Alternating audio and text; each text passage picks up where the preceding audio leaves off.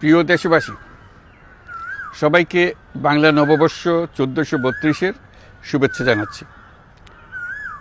শুভ নববর্ষ। পহেলা বৈশাখ আমাদের প্রাণের উৎসব, বাঙালির সার্বজনীন উৎসব। পুরো পৃথিবীতে যেখানে যেখানে বাঙালিরা আছেন, আজ আমাদের সবার আনন্দের দিন, বর্ষবরণের দিন। বাংলা সাল গণনা শুরু হয়েছিল কৃষিকাজের সুবিধার জন্য, ফসলি সন হিসেবে।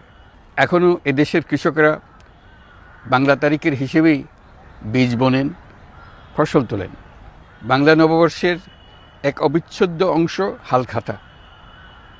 এখনকার আধুনিক সময়েও এখনও এই হালখাতার ঐতিহ্যকে ধরে রেখেছেন বাংলাদেশের হাটে বাজারে, শহরে বন্দরে। নববর্ষের বৈশাখী মেলায় বাংলাদেশের জেলায় জেলায় উদ্যোক্তারা সারা দেশে ঐতিহ্যবাহী শীতল পাটি, মাটির হাঁড়ি পাতিল, খেলনা, হাত পাখা ইত্যাদি তৈরি করে নিজেদের সৃজনশীলতাকে তুলে ধরেন এই দিনকে উপলক্ষ করে।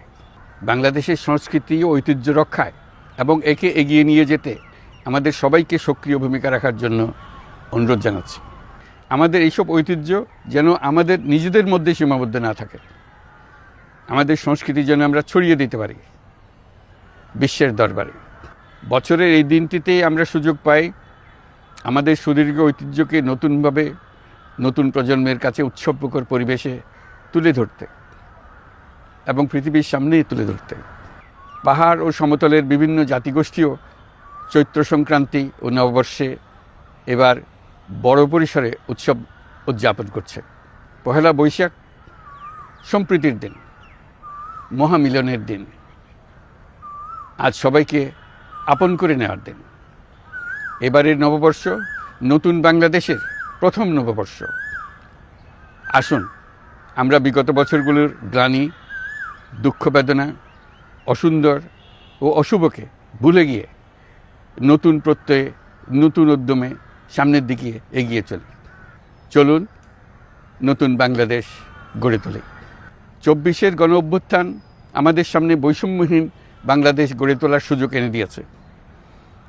এই সুযোগ যেন আমরা না হারাই। বৈষম্যহীন বাংলাদেশ গড়াই হোক এবছর নববর্ষের আমাদের অঙ্গীকার। আমি নববর্ষের সকল আয়োজন ও উদ্যোগের সাফল্য কামনা করছি। নববর্ষ 1432 আমাদের সবার জন্য শুভদিনের সূচনা করুক। নববর্ষ আমাদের সকলের জন্য নতুন ও গভীর আনন্দের উন্মোচন করুক, এই কামনা করছি। সবাইকে আবারও আমার নববর্ষের শুভেচ্ছা ও সালাম জানাচ্ছি। আসসালামু আলাইকুম। মহান আল্লাহ আমাদের সহায় হন। আল্লাহ হাফিজ।